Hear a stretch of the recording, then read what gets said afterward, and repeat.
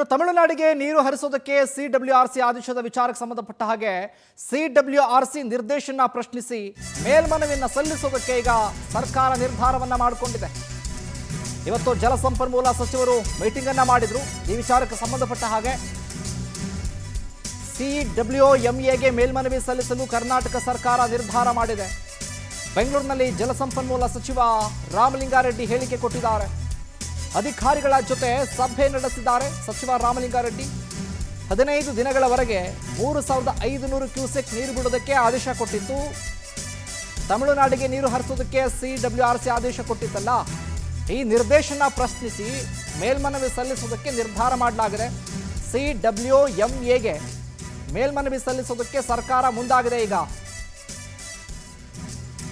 15 ದಿನಗಳ ಕಾಲ ಪ್ರತಿದಿನ 3500 ಕ್ಯೂಸೆಕ್ ನೀರನ್ನು ಬಿಡಬೇಕು ಅನ್ನುವಂಥ ಆದೇಶ. ಈ ಆದೇಶದ ವಿರುದ್ಧ ಈಗ ಮೇಲ್ಮನವಿ ಸಲ್ಲಿಸೋದಕ್ಕೆ ಸರ್ಕಾರ ನಿರ್ಧಾರ ಮಾಡಿಕೊಂಡಿದೆ. ಅದರಂತೆ ಇವತ್ತು ಅಧಿಕಾರಿಗಳ ಜೊತೆ ಸಭೆಯನ್ನು ನಡೆಸಿರುವಂಥ ಜಲಸಂಪನ್ಮೂಲ ಸಚಿವ ರಾಮಲಿಂಗಾರೆಡ್ಡಿ ಅವರು ಈ ವಿಚಾರಕ್ಕೆ ಸಂಬಂಧಪಟ್ಟಂತೆ ನಿರ್ಧಾರವನ್ನು ತೆಗೆದುಕೊಂಡಿದ್ದಾರೆ. ಸಭೆ ಆದ ಬಳಿಕ ಮಾಧ್ಯಮದವ್ರ ಜೊತೆ ಮಾತನಾಡಿದ್ದಾರೆ. ನಾವು ಈ ರೀತಿಯಾಗಿ ನಿರ್ಧಾರವನ್ನು ತೆಗೆದುಕೊಂಡಿದ್ದೀವಿ ಅಂತ.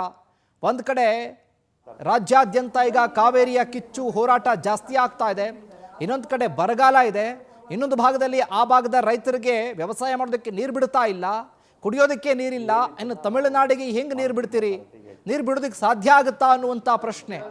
ಹಾಗಾಗಿ ನಾವು ನೀರನ್ನು ಬಿಡೋದಕ್ಕೆ ಸಾಧ್ಯ ಇಲ್ಲ ಅನ್ನುವಂಥ ಲೆಕ್ಕಾಚಾರದಲ್ಲಿ ಮೇಲ್ಮನವಿಯನ್ನು ಸಲ್ಲಿಸೋದಕ್ಕೆ ಈಗ ಸರ್ಕಾರ ಮುಂದಾಗಿದೆ.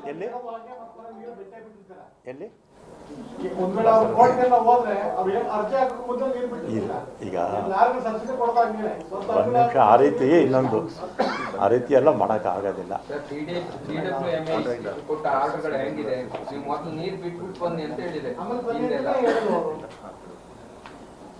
ಈಗ ಅವರು ನಾವು ಊಹೆ ಮಾಡಿಕೊಂಡು ನನಗೆ ಹೇಗೆ ಮಾತಾಡೋಕ್ಕಾಗತ್ತಾ? ಊಹೆ ಮಾಡಿಕೊಂಡು ನಾನೀಗ ಮಾತಾಡೋಕ್ಕೆ ಹೋಗೋದಿಲ್ಲ. ಆಮೇಲೆ ಈಗ ನಾನು ಮಾತಾಡ್ತಿರೋದನ್ನ ಒಂದು ನಿಮಿಷ ರಾಜಪ್ಪ, ಈಗ ನಾನು ಏನು ಮಾತಾಡ್ತಾ ಇದ್ದೀನಿ ಅಂದರೆ ಎಲ್ಲರೂ ಅಬ್ಸರ್ವ್ ಮಾಡ್ತಾ ಇರ್ತಾರೆ. ಅದರಿಂದ ನಾವು ಅಪೀಲ್ ಹೋಗ್ತಾ ಇದ್ದೀವಿ. ಈಗ ನಾವು ನೀರು ಬಿಡೋಲ್ಲ, ಅಪೀಲ್ ಹೋಗ್ತಾ ಇದ್ದೀವಿ. ಮುಂದಕ್ಕೆ ಆಮೇಲೆ ಮಾತಾಡ.